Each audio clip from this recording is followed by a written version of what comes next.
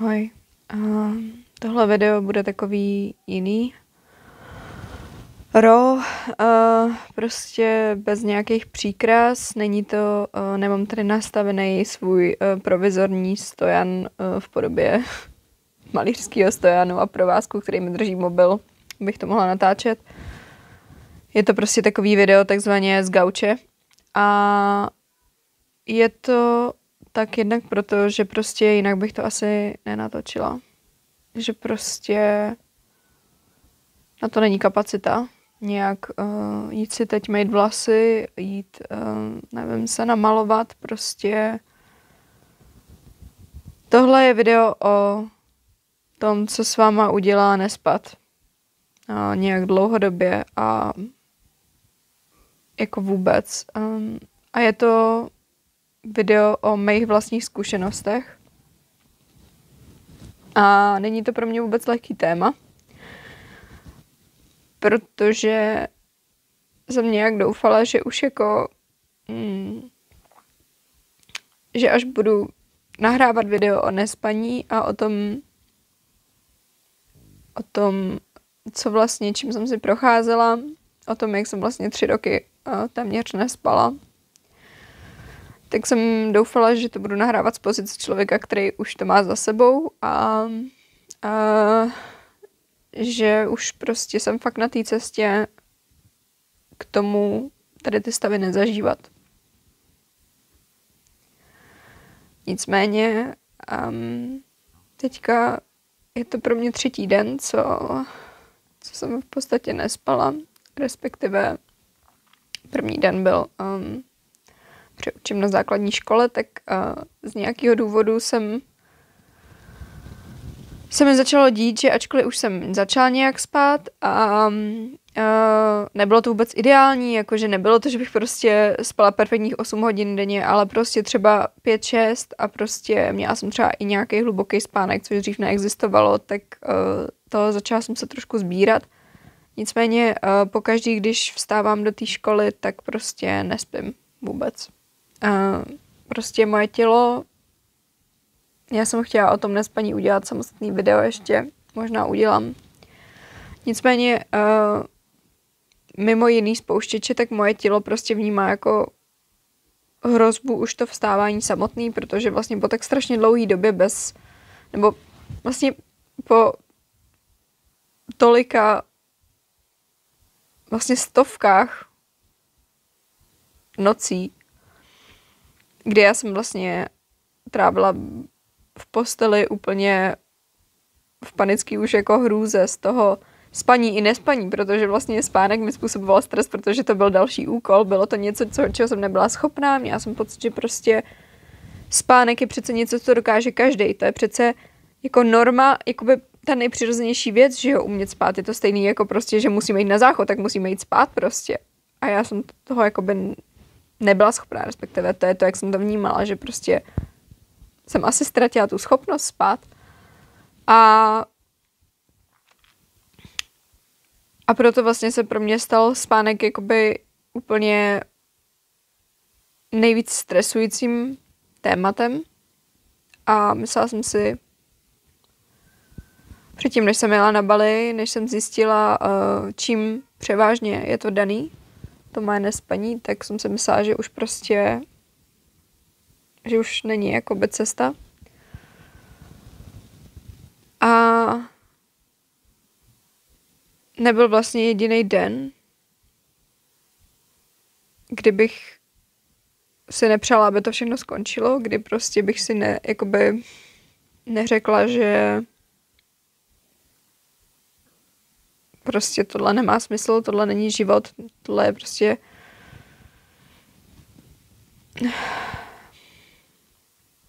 zkrátka já se chci dostat k těm vlastně k tomu, jak se to projevuje, jak se pak cítíte pozdějc.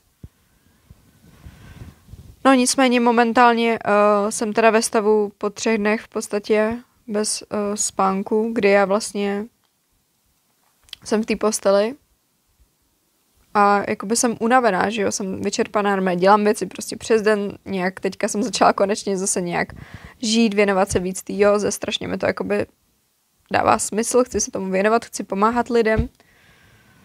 Chci předávat to, co jsem se právě už naučila a co mě pomáhá a pomáhalo a to, co mě primárně dostalo z těch nejhorších stavů do toho sice ne ideálního, ale prostě ze stavu, kdy já jsem si myslela, že už je právě konec, do stavu, kdy jsem začala se cítit zase dobře a začala jsem mít víru v to, že prostě život má smysl můj, že nejenom, že teda můžu já se cítit nějak dobře nebo míň blbě, ale že můžu pomáhat prostě lidem, kteří se procházejí něčím podobným, s tím, aby se tak taky cítili. Ale teďka se mi to nějakým způsobem se stalo. A musím říct, že je to docela pád na dno. A že jak se mi dělalo líp, tak jsem úplně zapomněla, jak moc je to strašný.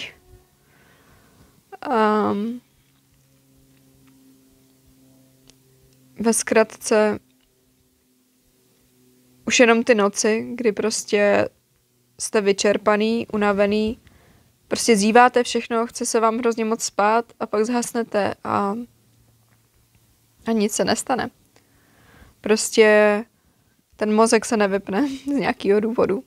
A ten důvod teda za mě osobně, samozřejmě je to víc věcí, ale co jsem právě pochytila a co mě dovedlo k tomu pochopení toho mýho nespaní, bylo zejména právě ten dysregulovaný nervový systém. Je pravda, že já jsem ho asi zanedbávala, ten svůj teď. Prostě upřímně jsem se začala hnát za tím, co můžu teda konečně dělat, když jakoby jsem v pohodě a co všechno, jak to můžu využít a co všechno vymyslím a co s tím prostě udělám a jakou práci budu mít a prostě najednou jsem měla, že jo, trochu energii začít vlastně konečně realizovat ty věci, co mi dávají smysl, ty věci, co prostě chci dělat. A tak jsem zanedbávala úplně všechny ty praktiky a všechno to, co mě z toho nějakým způsobem dostalo. Takže určitě je to tím. Zároveň jsem řešila nějaký osobní věci, vztahové věci a nějaký traumata hluboko do minulosti, který sice jakoby nejsou nic jako novýho, na co bych teď přišla, ale evidentně, jak se do toho šťourlo, tak to má prostě vliv na mě a s některými věcmi pořád hodně bojuju. Ale jakoby neumím tak moc vysvětlit, proč se to teď stalo, respektive měla jsem to zase před tou školou. Ale jakoby to tak mám každý týden a vždycky jsem potom normálně ve středu jakoby usla a ty další dny nějakým způsobem fungovala. Teď už. Druhý den jsem musela taky vstávat, takže to asi mělo vliv a prostě jsem nevěnovala asi sobě dost péče a tomu svým nervovým systému, kolik by bylo potřeba, abych prostě před tím spaním vlastně byla v pohodě. Nějak pravidelně i jedla a prostě se o sebe starala. A včera jsem měla taky takovej složitý den. Hlavně emocionálně a už to byl druhý den prostě bez spaní. A v tu chvíli se tam zase přidá i ten strach z toho, že co když nebudu spát i tu noc, co když prostě už se začínají vracet všechny ty vzpomínky na to, jak strašný to bylo, na to, jak mi to sebralo úplně veškerý život, jakoby schopnost něco dělat, schopnost se soustředit, schopnost nebejt jako totální mrtvola, zombie, který jenom existuje a vlastně se nic neužívá. Já jsem vlastně měla konstantní bolesti hlavy, svaly, protože prostě když vlastně ležíte v té posteli celou noc, třeba 9-10 hodin, protože já jsem si šla lehnout třeba brzo. jsem byla vyčerpaná, prostě jsem si šla lehnout brzo a dřív mi třeba pomálo, že jsem si šla lehnout brzo, tak jsem měla větší šanci usnout, ale když máte ten dysregulovaný nervový systém, tak prostě ne. Takže jsem tam byla třeba od 9 a prostě celou noc tam ležíte a prostě furt jakoby ani nemáte kapacitu na to vstát a jít něco dělat, že prostě já už jsem byla tak vyčerpaná a tak moc jako unavená, že prostě mi ani nešlo jakoby vstát a jako jít reálně dělat něco v úzovkách užitečného, nebo prostě to, já jsem prostě chtěla spát, já jsem tak strašně moc chtěla spát, ale prostě to nejde. Prostě to tělo, jakoby tělo možná by jakoby relaxovalo, prostě ta hlava nevypla a vlastně pak celou noc vám jedou myšlenky, které ani nemáte jako moc schopnost mi přijde ovládat prostě.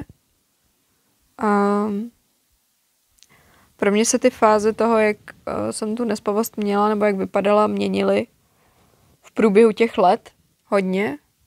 A teďka to bylo prostě, teď jsem prostě stále takový, jakože je to takový stav podobný, jako je třeba právě při nějaký hluboký meditaci, třeba při té józe nidře, kdy vlastně vy jste v takové té fázi, kdy jakoby nespíte, ale je to takový ten těsně stav, už jakoby pozdějný stav toho vědomí, těsně před spánkem, ale vlastně kdykoliv se můžete probrat. Jakože já prostě tam ležím a vím, že jakoby nespím a vím to podle toho, že prostě kdykoliv si řeknu, tak otevřu oči a prostě vím, že tady jsem. A to jak poznám, že spím, protože já už jsem jako nevěděla ani. Já už jsem ani se nebyla jistá, jak poznám, jestli jsem spala nebo ne. Bylo, že prostě o sobě nevím, že jo. A nebo, že vím, že se mi zdál sen. Tak to víte, že prostě máte tu REM fázi.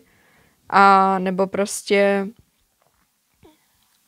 že o sobě nevím, což je ten hluboký spánek, že jo. Že prostě si nepamatuju, jak jsem usla. Ale vlastně hrozně moc se mi stávalo pak, že celou noc vlastně jenom ležím. A jsem tady v tom stavu, kdy mi jenom jedou ty myšlenky a to, jako mám normálně zavřený oči. Ale jakoby za celou dobu prostě neusnu a prostě se hrozně převaluju, zkouším nějaký jako... Když by to bylo po víc dnech, kdy jsem třeba byla nějak v pohodě, tak třeba rozsvítím a jdu se ještě číst nebo jít něco udělat a pak se zkusit lehnout znova. Ale když se to prostě opakuje dlouhodobě, tak jste tak vyčerpaný, že už prostě nevstanete. A prostě tam jenom ležíte odevzdaně a v podstatě v tomhletom divném stavu prostě několik hodin, celou noc. Já jsem pak jakoby měla asi už i halucinace. Že vlastně hlavně zvukový teda. A jednou se mi teda stala docela děsivá halucinace, jakože jsem fakt viděla něco. Respektive někoho. Že jsem tak nějak byla v tomhle stavu a najednou jsem otevřela ty oči a prostě jsem tam viděla, že tam vedle mě někdo jako sedí a v té posteli a nehybe se na mě kouká a no. Prostě je to takový nepopsatelný peklo, bych řekla. A myslela jsem si, že už teda je to za mnou. Nebo jako, že už se mi nikdy nestane, že by to bylo takhle jako víc dní v kuse. A asi je to tím, že prostě jsem nevěnovala dost času péče sobě a tomu pracovat na tom. Aby prostě když to bylo lepší, že jo, tak jsem samozřejmě polevila ve všech těch technikách, protože prostě když už to není jako, nevím, prostě je těžký se mít jako prioritu, když máte pocit, že jako neumíráte vyloženě, že jo. Prostě radši jdete pomáhat někomu jinému nebo dělat něco dalšího prostě. Takže asi je to pro mě nějaký reminder toho, že prostě potřebuju víc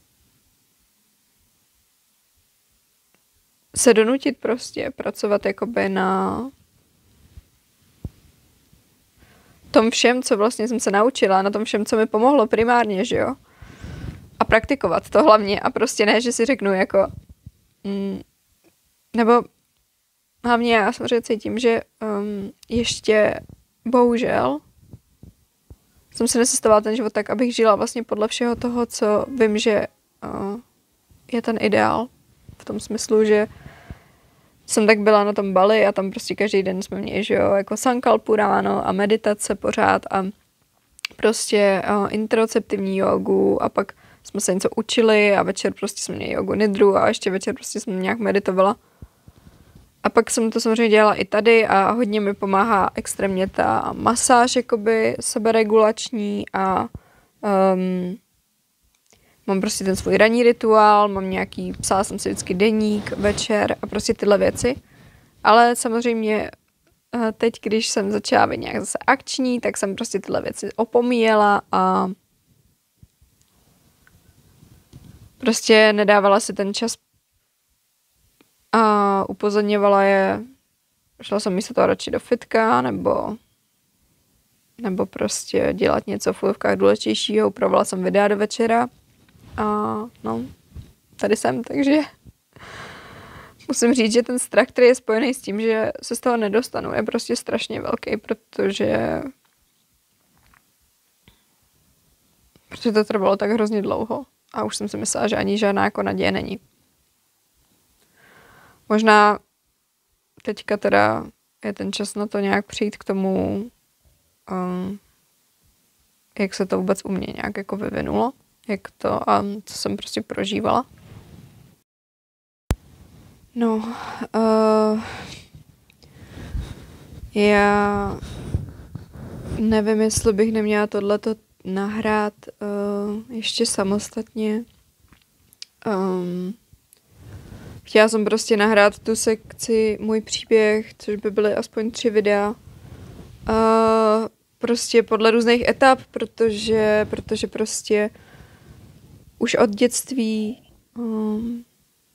se tam prostě formujou, že jo, různý naše přesvědčení a sebehodnota a pak v dospívání jsem řešila poruchy, nebo přišly poruchy příjmu potravy, sebepoškozování a všechno to souvisí s tím samým. A potom vlastně to spaní mě takhle udolalo na vejšce. A já nevím, jestli do jaký míry... No, já už chci tady ty videa nahrát strašně dlouho, ale musím se přiznat, že když jsem konečně měla pocit, že už to není tolik moje realita, že už to není můj život, že už se někam posouvám, že to začíná být prostě lepší, tak se mi k tomu vůbec nechtělo vracet. Jo, já už vlastně ten svůj příběh jsem chtěla nahrát od začátku, co dělám tenhle kanál. A mám to tak nějak jako vymyšlený, co tam, že jo, chci říct a prostě jak to rozdělit. Ale prostě se mi k tomu vůbec nechtělo vracet, protože jsem se asi bála, že se s tím nějak stotožním zase. A ono hrozně velkou moc mají i ty slova. Já to cítím, že když člověk řekne třeba, jakože mě už v podstatě lidi si pamatovali jako takovou tu, co nespí. Tu, co prostě jako je vždycky unavená, je vždycky nějaká jakože depresivní, nebo prostě negativní, nebo prostě něco. A tady ty nálepky a tady to vlastně vám strašně moc jako bere a strašně už vás to rovnou jako podmíní k tomu věřit. Jo, když dáte dítěti ve škole, že jo, já teďka učím na té základce, tak prostě to vidím a snažím se hrozně moc jako tohle nedělat. Prostě když dáte tomu dítěti nějakou nálepku, prostě vy ten, co vždycky zlobí, ten, co vždycky tohle, tak oni jakoby, třeba jim se prostě, oni něco udělají párkrát a ano, třeba mají tendenci nějaký chování dělat, ale často třeba ani neví, že to může být chování, který jakoby někomu ubližuje, nebo třeba prostě každý pocházíme z jiný rodiny, z jiných prostě poměrů a pro každýho je jakoby norma něco jiného. A pak ty pravidla společný je potřeba se vytyčit, ale je jako nutný jsem se nad tím, že jako nikdo se nerodí nějaký prostě špatnej, nebo nikdo se nerodí tak, že by chtěl ubližovat, že by chtěl... A tady koukám na ty své vlasy, sorry. Jo, omlouvám se, nezvládla jsem si umýt vlasy. No, nikdo se nerodí prostě takovej, že by chtěl ubližovat, že jo? Jakoby to je mimo jiné i teda s tím veganstvím, že vlastně jako dítě by nikoho, jako nikdo nechtěl prostě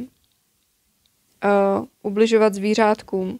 Kdyby vlastně děti věděli, co stojí za tím, čemu říkají jídlo prostě, tak pochybuju, že by to vzali do úst, prostě by to odmítali, ale samozřejmě nám je lháno ve všech směrech a zatajovány různé věci a prostě no, takže tím jsem jenom chtěla říct, že nikdo se nerodí prostě s nějakou touhou ubližovat. To jsou všechno, jakoby to je poháněný třeba později už nějakou žádlivostí nebo prostě pocitem nedostatečností a prostě i tou vlastní sebehodnotou, tím, co prostě nám dali ty rodiče, ale prostě nikdo nechce být jako špatnej primárně, nikdo prostě jakoby jsou různý genetický předpoklady k tomu mít nějaký různý vlastnosti, ale prostě primárně nikdo jako nechce ubližovat. A proto ty nálepky vlastně hrozně moc škodí, protože prostě už vlastně nějakým způsobem ukazujeme těm lidem nebo komukoliv, že prostě o nich nějak smýšlíme a že vlastně už jakoby nehledě na to, co udělají třeba příště, že udělají něco jinak, se nějak zachovají, tak my už nebudeme koukat furt stejně. A jako teď jsem hodně odběhla od tématu, teda já se moc omlouvám. Ono právě já, když takhle nespím, tak soustředit se a udržet nějakou myšlenku, to je prostě, je to fakt těžký. Já vlastně zapomenu, co se snažím říct v půlce vyprávění. A no, teďka je to ještě těžší. Každopádně pro mě, když vlastně ty lidi už mě brali jako, že to brali jako nějakou moji identitu to nespaní, tak to pro mě bylo hodně těžký, protože pak se od toho sám oddělit a jakoby nevěřit tomu nějak hluboce, že je s váma něco špatně, že vy jste ten, kdo nespí, že vy jste prostě ten, kdo prostě nebude už nikdy spát, kdo prostě s tím má problém, že, nebo si řeknete, že prostě nemůžete třeba ani, jako, že to ani nemůže být jinak. Takže na tohle pozor. Jestli máte ve svém okolí někoho, kdo má nějaký problém, a nemusí to být jenom spaní, že jo. To jsou prostě různý diagnózy. Nebo jako právě ta diagnóza, nebo nějaká jakoby v uvozovkách problém, nemoc, něco. To je prostě, to není definice toho člověka, že jo. To vlastně je to moje snad první video tady, že prostě nejsme naše úzkost, myšlenka, nevím co všechno. To prostě není něco, co nás definuje, to je něco, co námi nějakým způsobem prochází v určitou chvíli. No. Takže já možná o tom, jak to začalo a jak se to vyvíjelo, tak udělám video samostatně. Ale ve zkratce prostě začalo mi to nespaní vlastně na vejšce. V druhém semestru prváku, kdy to bylo nejdřív, jsem prostě nemohla usnout dlouho do noci, třeba do 3 a vše jsem vstávala, takže do školy. Takže jsem spala třeba 3 hodiny denně a to byla doba, kdy jsem si začala brát prášky na spaní, ke kterým jsem prostě měla přístup. Asi nebudu rozvíjet jak, ale prostě skrze nějaký kontakty jsem měla prostě přístup k různým lékům na spaní. A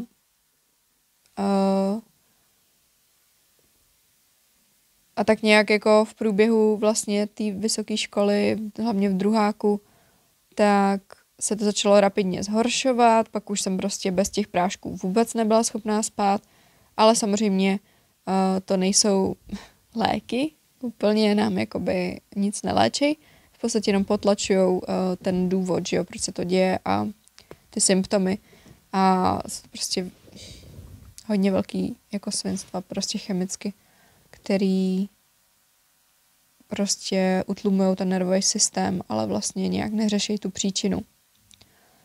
No a taky si na ně velmi rychle vytvoříte závislost, takže já jsem vlastně byla na těch lécích závislá, ale zároveň jsem věděla, že jakoby nechci být, že to byla prostě, pro mě to byla jako nutnost, že prostě jsem nevěděla, jak jinak mám přežít, jak mám jako fungovat a dělat, jakoby prostě vstávat do školy, být se ve škole, chodit k tomu na brigádu a prostě nějak jako žít, dělat do toho aktivismus, když prostě nespím, že jo.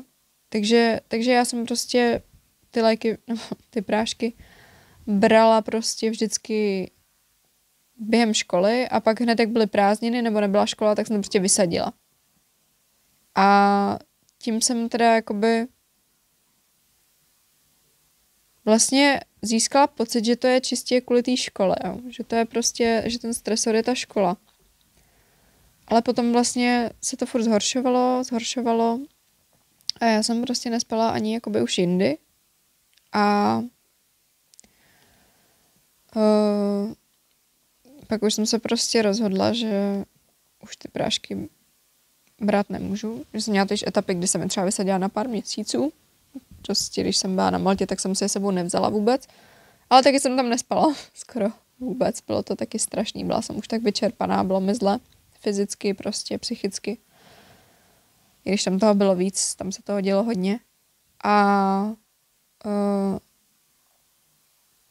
potom jsem se rozhodla v jednu chvíli, že už prostě ne, že už do toho znova nespadnu, protože jsem věděla, jak moc je to špatný. Měla jsem prostě extrémní výpadky paměti, nepamatovala jsem si hodně věcí. A ani jako, třeba když jsem to brala ve zkouškovém a různě tam matlala všechno dohromady, tak zajímavé je, že jsem si pamatovala látku, co jsem se učila, ale vůbec jsem se nepamatovala, jako jaký jeden, co jsem jedla, jestli už jsem jedla a prostě takovéhle věci. A prostě věděla jsem, jak moc je to špatný a cítila jsem, že z mýho mozku se stává prostě nějaký špenát. Takže v jednu chvíli jsem se rozhodla, že prostě ne. Ta chvíle byla někdy v srpnu, takže není to ještě tak dlouho, ale vlastně několik měsíců takhle už. Kolik se teďka bude březen? No řekněme, že půl roku jsem teda jakoby čistá, co se týče těch prášků, že už jsem prostě nevzala nic. A musím říct, že to bylo hodně těžký, protože tím už jakoby jsem přestala spát víceméně úplně. A protože ty prášky prostě mi dávaly, ačkoliv nekvalitní, tak nějaký občas spánek. Na druhou stranu já jsem je vlastně tou myslí a tím svým dysregulovaným nervovým systémem vlastně tím neustálým, já to fakt jako, jak na to koukám teď, po tom, co jsem vlastně byla na tom Bali, tak to bylo prostě, že můj sympatikus byl úplně někde vystřelený prostě, myslel si, že jako nevím, jsem ve válce, že prostě si nemůžu dovolit odpočívat, že není bezpečný jako se zastavit, že není bezpečný víc takového toho alertovaného módu, kdy vlastně furt řešíte, jestli se vám něco nestane, jestli prostě můžete se uklidnit. A prostě jako prostě jsem byla v té dysregulaci úplně někde nahoře, tyjo, jak je ten graf, tak někde úplně vystřelená ve vesmíru asi, protože jako fakt neznám nikoho, znám lidi, co mají problémy se spaním, že třeba spí málo, ale neznám nikoho, kdo by jakoby měl to, že neusne vůbec. A já v podstatě od té doby, co jsem přestala brát ty prášky, tak jsem prostě nespala. Jakože, že už to nebylo jako, že spím 2 hodiny denně, ale že prostě neusnu. A pak třeba jsem měla jednu noc vždycky, takže to bylo vždycky takový, že třeba 3 dny v kuse jsem prostě neusnula vůbec. A pak třeba jeden den už jsem nějak vyčerpáním prostě trochu spala a pak zase takhle a furt dokola. A prostě to není jako, že jo, jestli jste někdo četl třeba cirkadiánku nebo prostě nějaký knížky o spánku, tak jedna hodina jako deficit ve smyslu, že třeba byste měli spát aspoň 7 hodin a spíte 6, by mělo trvat dospat, myslím, a teď možná kecám, protože jako já už ani si tyhle věci radši nezjišťuju, protože to je hrozný, kdybych jakoby nad tím přemýšlela. A myslím, že 4 dny aspoň trvá dospat tu 1 hodinu. No prostě je to několik dní. A teď si vemte, když nespíte vůbec, jakože vůbec, a prostě několik dní, pak třeba jeden den 5 hodin, nebo 6, ale jako prostě jeden den a pak zase nic, pak třeba 2, když máte štěstí, zase nic. A takhle prostě to je deficit ani ne desítky, jako to jsou stovky hodin za ty měsíce prostě a prostě ta únava, jakoby, to už není prostě únava. Já jakoby, co já jsem vlastně cítila ty poslední roky a vlastně to, jak to gradovalo takhle bez těch prášků, tak to bylo fakt jako, že už jsem neměla žádný spánek, tak to bylo prostě konstantní.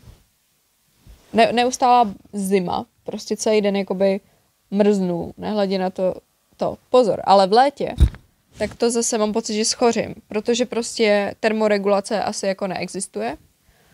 A když jsem právě přijela na to Bali, tak ty první dny, než se mi povedlo nějak se začít trošku regulovat, tak jsem měla pocit, že schořím, protože tam bylo prostě, já nevím, 35 stupňů, což je hodně, ale jako normálně to tělo nějakým způsobem se ochlazuje, že jo, a prostě to. Já musela prostě v jednu chvíli odběhnout úplně do svého hotelu, pryč prostě z té hodiny a jít si dát ledovou sprchu, protože jsem měla prostě pocit, že fakt se uvařím ve vlastním těle a že tam prostě, jako fakt jsem měla pocit, že umřu. Na druhou stranu tady u nás jsem konstantně mrzlá a prostě mám pocit, že jako když jsem šánete, tak jsem prostě ledová vždycky pořád. A je to jakoby, není to jako když vám je zima jako zvenku, jako když prostě je leden a je zima. Ale je to jako zima, která vychází z vás, jako kdyby prostě vaše orgány vůbec jakoby nerozproudily tu krev, nezahřávaly. A já prostě mám to pocit, kdy vám tekla prostě studená krev jako v tom oběhu. Takže konstantní zima. Do toho jako ta únava, jako jasně, že jste unavený, ale už se to neprojevuje jako klasická únava, že se řeknete, prostě já vlastně, když teď cítím únavu, jako normální lidskou únavu, když třeba nějakým způsobem spím míň, ale jako, že jo, spím nějak, tak cítím prostě takový to únavu a přijme to vlastně hrozně příjemný, protože prostě, když to porovnám s tímhle stavem, tak to je úplně něco jiného. Tohle není prostě únava, to je fakt jako vyčerpání, máte pocit každou chvíli, že umřete a reálně si to přejete, protože prostě už nechcete dál tohle. A jako bolí vás mít otevřený oči, strašně to pálí, protože prostě si jako vůbec neodpočne, jsou suchý. Bolí vás všechny svaly, protože vlastně jak spíte, nebo právě nespíte, jak ležíte v té posteli a snažíte se usnout a jste ve stresu už toho jakoby a už má člověk jako propojený s tou postelí a s tou snahou spát vlastně ten stres, tak zatínáte podvědomě prostě všechny svalíky v těle, jakože fakt úplně každý sval. Já hodně hlavně na nohách a prostě vás pak bolí celé tělo, jako kdybyste někde workoutovali. A je to doslova jenom z toho, že prostě ležíte v té posteli a prostě to tělo nějakým způsobem bojuje. A potom prostě jako bolí vás hlava, mě se pak prostě, už jsem ani jako neměla chuť jíst a měla jsem hodně velký problém se zažíváním prostě, že jsem do sebe nebyla schopná dostat jídlo, dneska taky jako moc ne. Je to takovej boj jako sám se sebou, máte pocit, že vaše tělo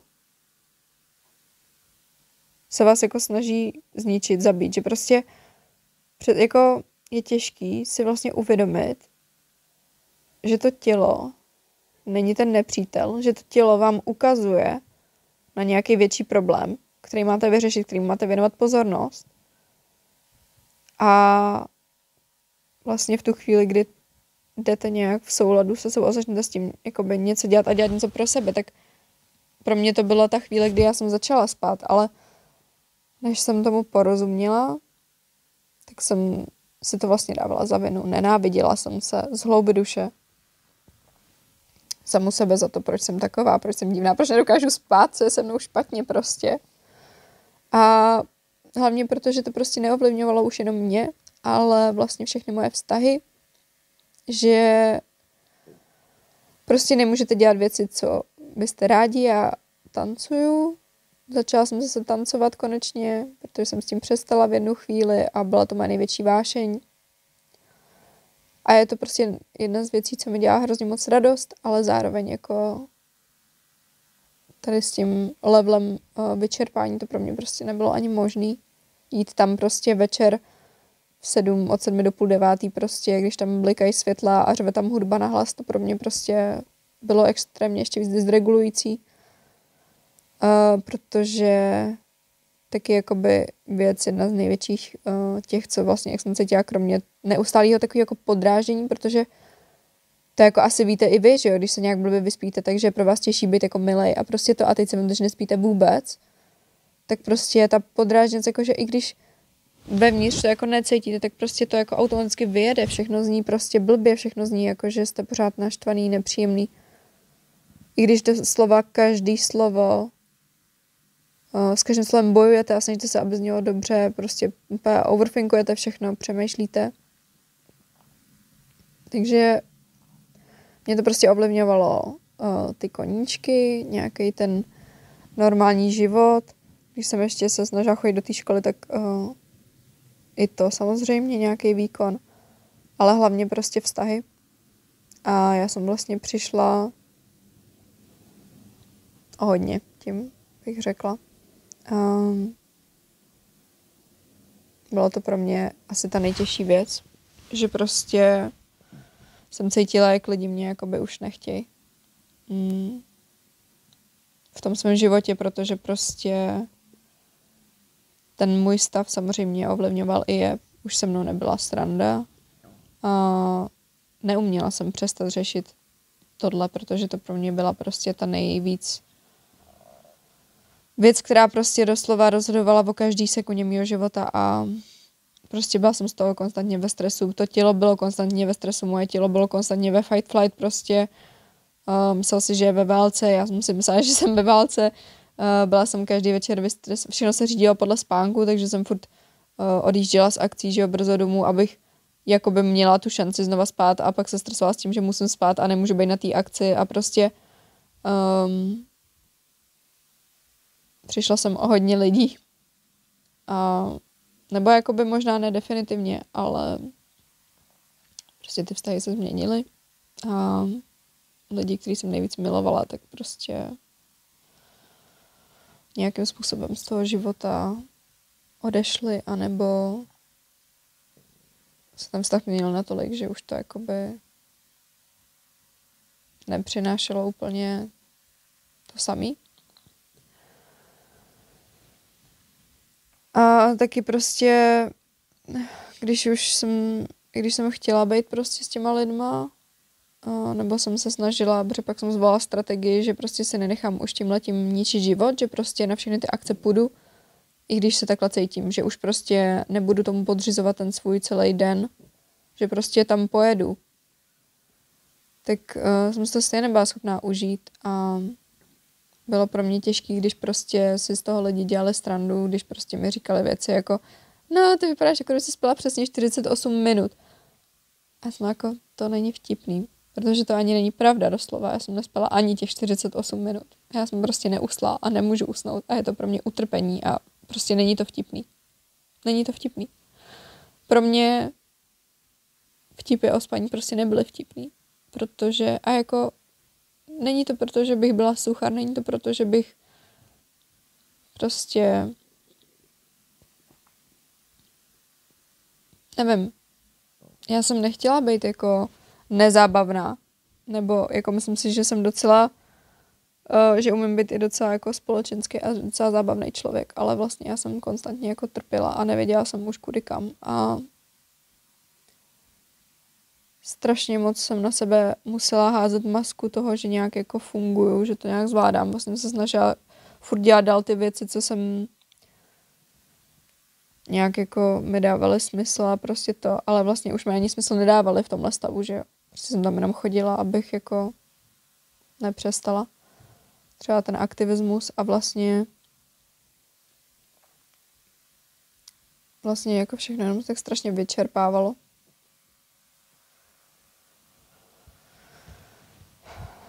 No, takže ten sociální život je podle mě ta nejhorší část. Že prostě ty lidi na to taky nemají náladu, že jo? Oni chtějí být šťastný. Oni si chtějí moc užívat ten život, když můžou, když prostě tady to neznají. A nebudou kvůli tomu prostě s váma trpět, nebudou kvůli tomu.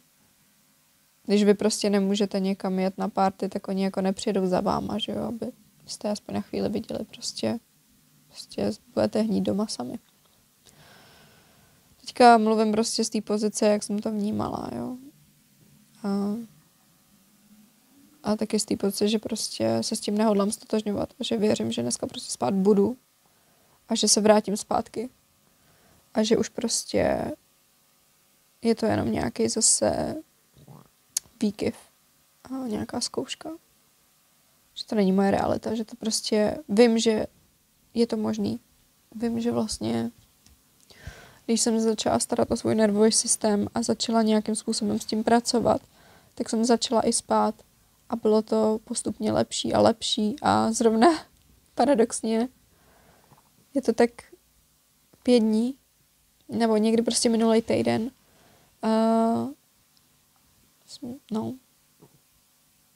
myslím, že to bylo v pondělí, tak jsem tak ráno jako byla úplně nabitá energií, že jsem pár dní tak jako už nějak spala. A jako nikdy to nebylo třeba 8 hodin, jo, bylo to třeba 7, ale prostě jsem spala pár dní v kuse a prostě jsem jela do fitka a z fitka a úplně se pamatuju, jak jsem psala někomu zprávu a říkám, tyjo, to je úplně neuvěřitelný. Já cítím jako tolik energie a mě je normálně vedro.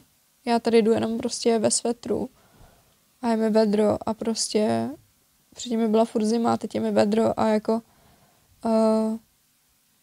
mám tolik energie a ne jako, že bych jako cítila jsem trošku únavu, protože jsem byla ještě nemocná, ale prostě stejně jako nebylo to takový to, že máte pocit, že už prostě se dokážete ani pohnout. A hlavně ta vůle jako žít a něco dělat, jo. A taky jsem byla v metru. A já v podstatě už ty roky předtím, nebo pak ty poslední měsíce, tak jako kdykoliv jsem jela v metru, tak nebyla chvíle, kdybych nemyslela na to, jako to nějak ukončit. Protože prostě to bylo fakt k nežití, jo. A já fakt pokaždý, když v úvozovkách si takhle stěžuju, tak si moc dobře uvědomuji, jak privilegovaný mám život, že žiju v téhle zemi, kde máme prostě všechno bezpečno, dostatek všeho. Já jsem prostě byla na Madagaskaru učit děti, byla jsem v různých chudých zemích a vím, jak moc jakoby, máme privilegovaný život.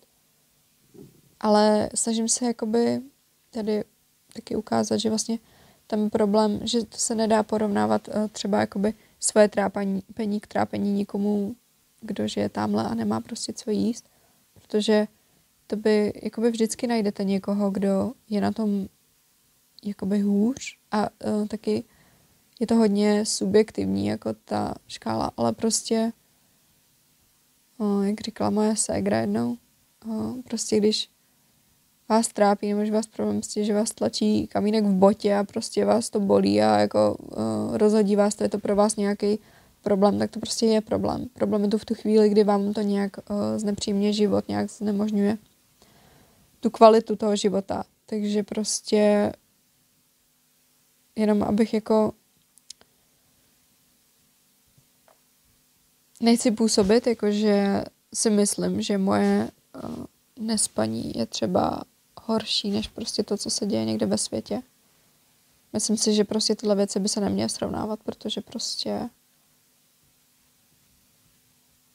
každý se můžeme trápit úplně různýma věcma a můžeme trpět a už ten pocit jakoby je individuální a to vám nikdo neveme. Jakože to, jak na věci reagujete, tak to je už něco, co je naše volba, ale to je jakoby, že něco cítíte, to je prostě tělo.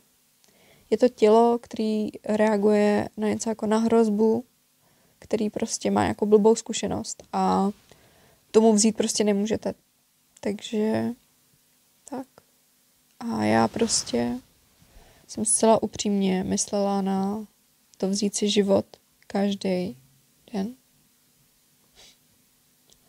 A vždycky, když jsem měla metrem, tak jsem na to koukala Samozřejmě bych to neudělala, protože si pamatuju, jak mi někdy na Gimplu někdo řekl, že je strašně sobecký se zabít tím, že skočíte pod metro, protože jako co ostatní lidi, že jo, a prostě ten řidič, což... Takže to jsem si vzala k srdci. A už jsem byla v životě párkrát v situaci, kdy jsem jakoby to velmi reálně zvažovala a nakonec jsem se pokusila najít v sobě tu sílu pokračovat s tou vidinou toho, že prostě ještě mám třeba co tady předat a komu pomoct. Ale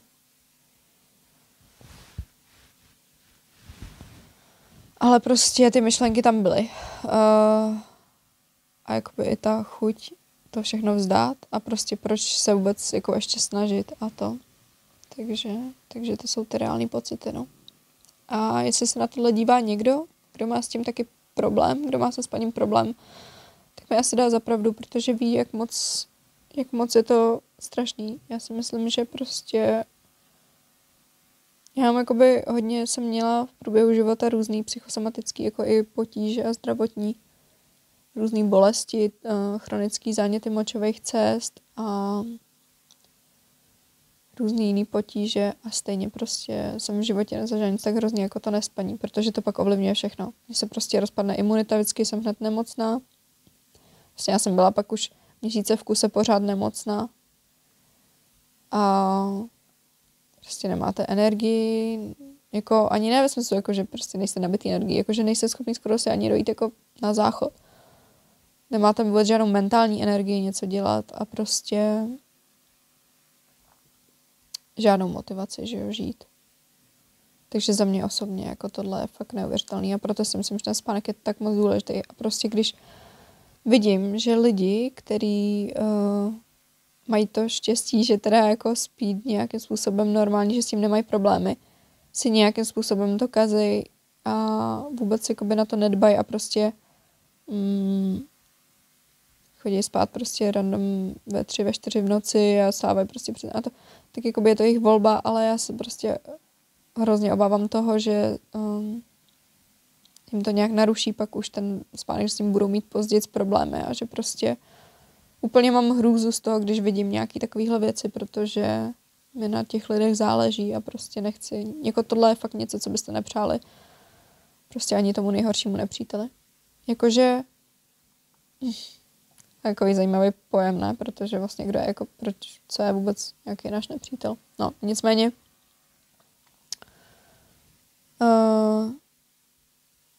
ačkoliv jsem si tolikrát přála, aby to ty lidi jakoby mohli pochopit, kdyby třeba to zažili jednu noc, jo. Protože prostě mi přišlo, že jako vůbec absolutně nemají lidi ponětí. Jakože, když jsem řekla prostě, že jsem zase celou noc nespala, tak ty lidi prostě si asi myslí, že říkám co jako, no já jsem dneska nespala svých 8 hodin, no já jsem dneska jako hůř spala, já jsem spala prostě 6,5, nebo mi právě řekli jako, jo, no já jsem taky strašně unavená, já jsem prostě spala dneska jenom 6 hodin. A já jsem prostě tam byla úplně, jo, to je úplně stejný, no. A teďka jako, to nemůžete mít těm lidem za zlý, že jo. A je skvělý, že jich se to netýká, ale zároveň vás nikdo nepochopí. Prostě nikdo si to nemůže představit. A nejenom, že si přijdete tak strašně moc sami a nepochopený, a ještě jako, že tím vlastně obtěžujete, protože když o tom někomu řeknete, tak nikoho nebaví poslouchat, jako že si stěžujete, že jo. Zároveň nevědí, jak vám mají pomoct. Tak vám poradí, jestli jste zkoušeli kozlík a bylinky.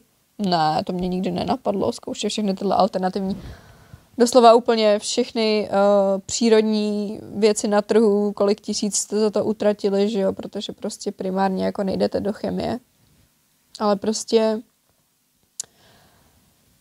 za mě, já jsem fakt si myslela, že je se mnou něco špatně, že fyziologicky je tam už nějaký problém, už jsem říkala, že mám prostě nějaký nádor na mozku, že prostě nevím, jako fakt jako jsem si říkala, jak je možný, že prostě nejsem schopná spát, když jakoby jsem i měla pocit, že nemám žádný stresory, že prostě nic to.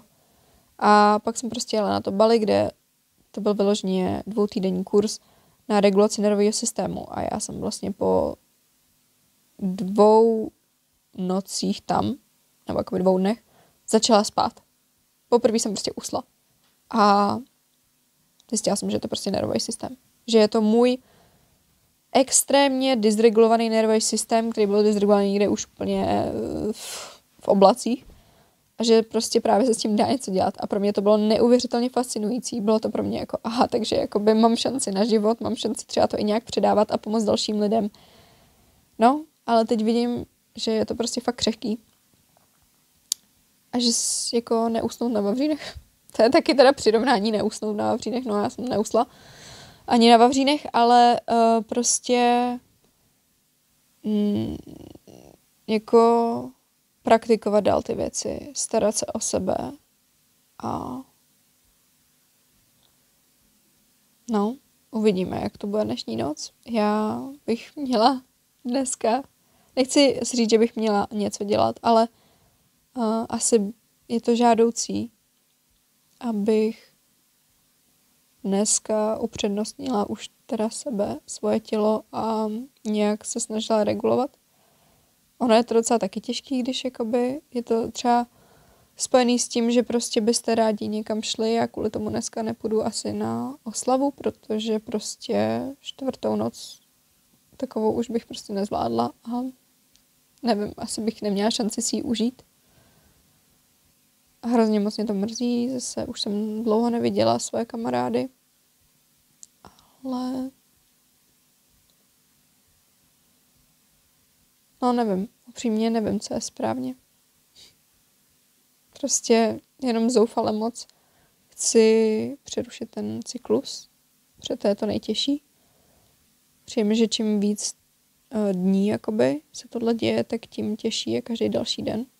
To se mi takhle právě stalo, že nejdelší rekord jsem měla, že jsem fakt nespala ani hodinu, bylo týden. A to už jsem fakt si myslela, že umírám. Jakože to jsem prostě ležela v posteli, nebo jsem schopná dojít si prostě pro jídlo, nic. Ani jsem neměla hlad, prostě všechno mi bylo jedno a fakt jsem si myslela, že prostě už umírám. A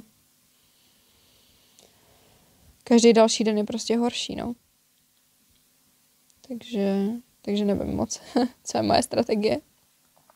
Asi nad tím moc nepřemýšlet hlavně.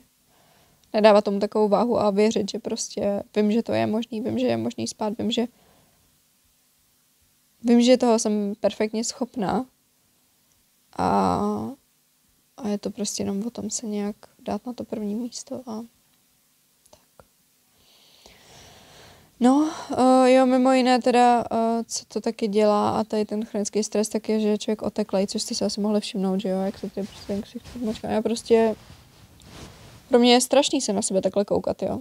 Jakože já bych dřív v životě nikam nedala fotku nebo video nebo něco, kde by bylo vidět, jako kde si přijdu vošklivá, nebo kde prostě, jako já jsem se přišla dřív všude vošklivá, ale jako kde to je ještě, jako to dávám vyloženě najevo, jako tady vidíte ty opuchlý oči, že jo, prostě, který skoro nejsou vidět, ty tváře obří prostě a tohle všechno prostě jako kortizol a ty hormony stresový a prostě z toho nespaní.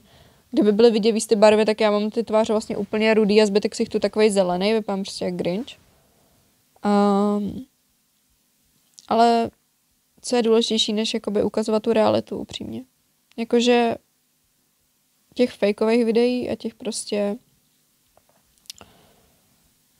hezkých je na internetu už dost, že jo. A někdo musí ukázat taky to, jak to prostě je. Bez nějakých příkras. Takže tohle video je velmi raw. Je to pro mě asi největší takový odhalení a obnažení se vlastně. Ale jsem vlastně ráda za tu možnost to udělat. A je to vlastně takový moje svědectví o tom, jaký to prostě je. A jestli jste došli až sem, tak díky. Nevím, vůbec jsem neměla asi žádnou ambici říct něco konkrétního, prostě jenom tak nějak takovým deníkovým stylem ukázat trochu tu realitu.